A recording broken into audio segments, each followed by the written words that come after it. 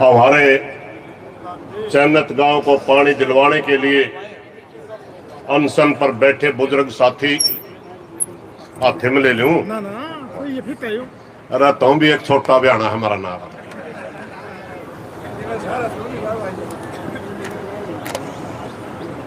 बड़ा सफल आंदोलन चला रहे हमारे चैनत गांव की कमेटी।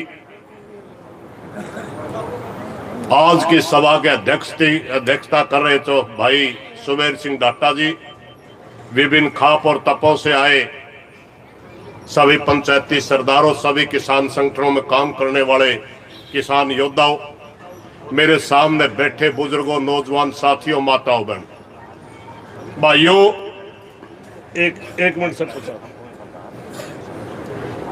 एक मिनट रुक जाओ, मैं 2 मिनट लगा। भाषण देने देने कई दिन हो लिए, आज भाषण की बात नहीं करते। एक मैं सिर्फ ये बात बताना चाहूंगा, ये धरना क्यों चल रहा है। ये धरना शुरू में लग गया था पानी खातर, और ये धरना सिर्फ और सिर्फ विधायक की जिद पे चल रहा है। सिर्फ एक विधायक की जिद के ऊपर ये सारा धरना टिका हुआ है। किसी भी प्रशासन का आदमी तक बात कर लो, के रोड़ा हो रहा है। सीधी एक बात कहा यार, चंद तड़े में पानी तो देवा, हाँ आम खाने के पेट गिनने, अरे भाई पानी मांगा तो पानी देवे, तो फिर रोड़ा क्या कर गया। कहते 1 लाइन 4 किलोमीटर तक आएगी, उस पर 1.5 से 3 करोड़ रुपए लागेंगे, वहां ले लो। 1 लाइन 9 किलोमीटर तक आएगी, उस पर 3 से 4 करोड़ रुपए लागेंगे, वहां ले लो। और चैनत गांव ने कहा वह जो सी लाइन आन लग रही है, उसमें तय हमने मारा हक दे दो, क्योंकि इसी महकमे का चीफ ये कहता है 36 इंची लाइन में तय अगर पानी दिया जावे तो मात्र 1 इंच का पानी का फर्क पड़ा है, 1 इंच का, यानी आधा इंच भाई चैनत तक कट जाए, आधा 80 तक कट जाए, कोई फर्क नहीं पड़ता। नहीं 1 रुपया खर्च नहीं होता, कोई नया एस्टीमेट की जरूरत नहीं है। मगर मेरे अब बात समझ में नहीं आ रही, मुख्यमंत्री जी, सैनी साहब, आप एक विधायक की जिद के लिए 3 से 4 करोड़ रुपए लगा सकते हैं। एक विधायक की जिद के लिए 45 डिग्री टेम्परेचर में पूरे भाईचारा गांव में बैठा सके। फिर न्यू कहा मैंने डम्मी सीएम ना कहो, फैसला लेने वाला सीएम खड़ा हो गया। बात फैसला लेने वाला सीएम तो 1 सेकंड में फैसला करता, क्योंकि ये जितने भी पानी का कोई भी पीने का पानी दिया जाता है या नहर का मौका दिया जाता है, इसमें इंचों में बटा होता है। जब चीफ ने चन्नत गांव की कमेटी बुलाई, उसने सारा का सारा रिकॉर्ड खंगाल लिया था कि इस लाइन से पानी दिया जा सकता है, नहीं दिया जा सकता। उसने कहा था मात्र 1 इंच की जरूरत पड़ेगी। भाई तरह उसे 1 इंच में 10 इंच चन्नत का काट ले, हम गांव के भाइयों नहीं पूछते, हम प्रार्थना कर लेंगे।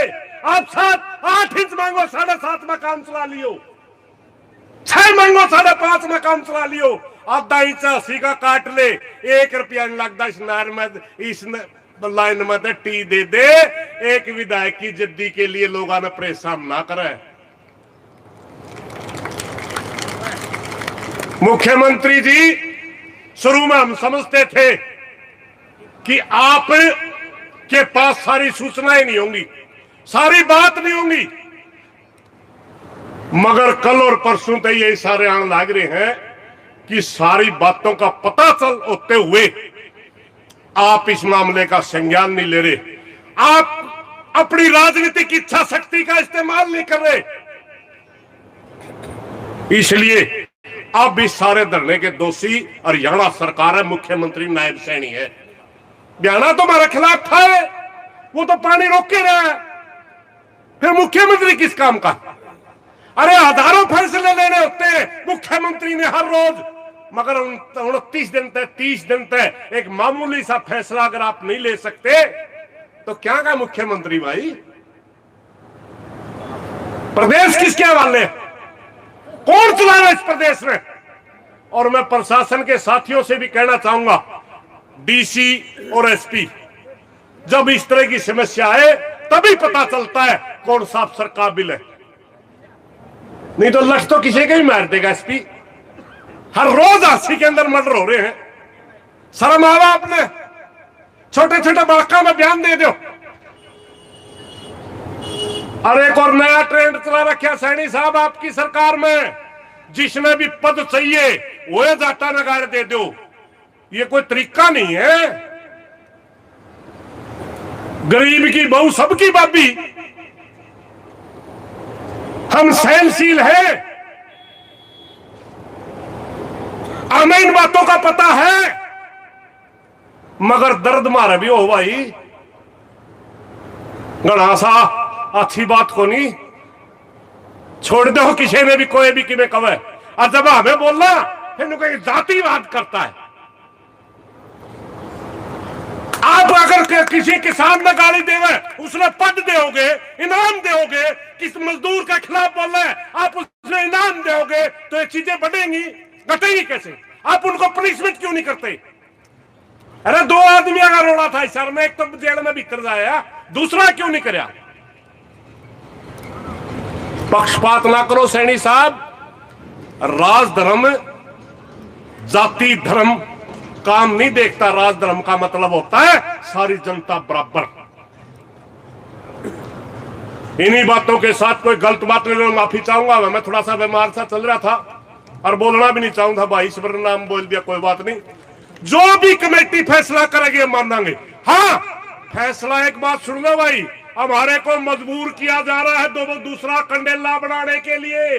कंडेला के अंदर 1 महीने तक मैंदा में बैठे रहे थे, मैंदा का ऊपर आंदोलन था, किसी ने नहीं पूछे, और जब सड़क पे आए लाठियां मारी, गोलियां चली।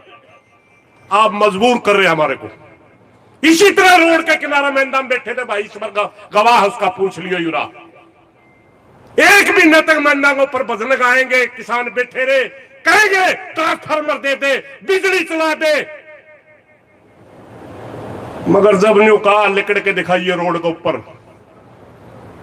वही मुख्यमंत्री उस टाइम के मुख्यमंत्री को 2 साल तक रोड पर निकल नहीं जाता। 2 साल तक हम ये फैसले भी लेने जाना भाई। मेरी प्रार्थना है कमेटी के लोगों से, ये बुजुर्ग हमारे फालतू को नहीं भाई, तकड़ा फैसला लेना ही पड़ेगा। ये हमारे लिए अगर त्याग कर सकते हैं तो हम इनके लिए लाठियां खा सकते हैं, गोली खा सकते हैं, कुछ भी फैसला ले सकते हैं। इन्हीं बातों के साथ कोई गलत बात लग रही हो माफी चाहूंगा। धन्यवाद साथी।